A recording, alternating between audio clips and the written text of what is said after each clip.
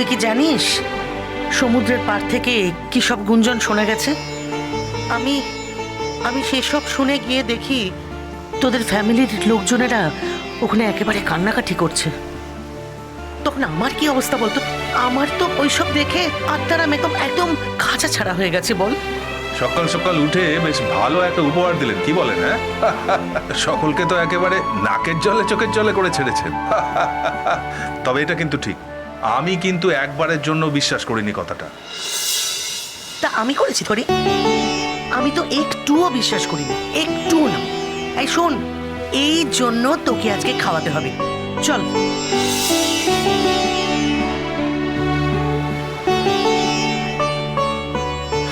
আজ আমি কল্পতরু, আপনারা যা খাবেন আমায় বলুন, আমি খাওয়াবো। আরে আমি তো কোনো চাকরি বাকরি করি না। নতুন ঠাকুরপো খুব ভালো করে জানে আমি খাওয়াতে পারবো না, সেজন্য দায়িত্বটা নিজেই নিয়ে নিয়েছে। বলেছেন যখন, তখন খাওয়াতে কিন্তু হবেই। হ্যাঁ, আমি বললাম তো, আজ যে যা খেতে চায় আমি তাই দেব। আমার বুকের ভিতরে যে কিরকম করছিল।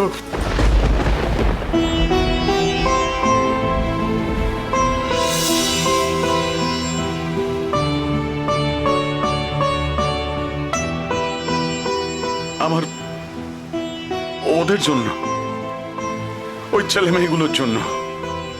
আর যদি বৌঠানের কিছু হয়ে যেত, ওদের আমি কি জবাব দিতাম? ওরা তো আমায় জিজ্ঞেস করতো না, ওরা তো সবাই আমাকেই।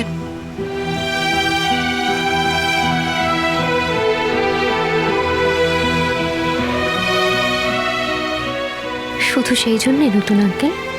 আমি যে বড় স্বার্থপর। এত বছর ধরে যে মানুষটা আমার দেখাশোনা করছে, আমার সব দিকে নজর রাখছে, তাকে যদি আমি হঠাৎ করে হারিয়ে ফেলতাম, আমি যে ভীষণ সেলফিশ রে।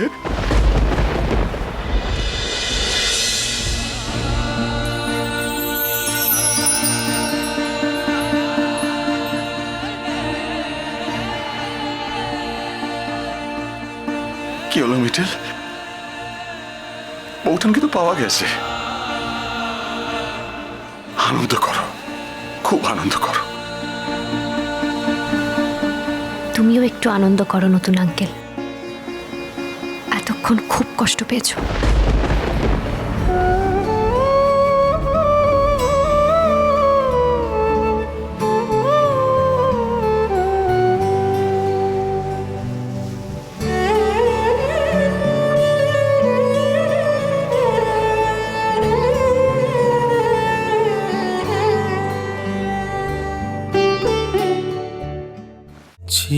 না বলা সম্পর্কের কথা, চিরসখা, সোম থেকে রবি প্রতিদিন রাত ৯টায় স্টার জলসায় ও ডিজনি প্লাস হটস্টারে।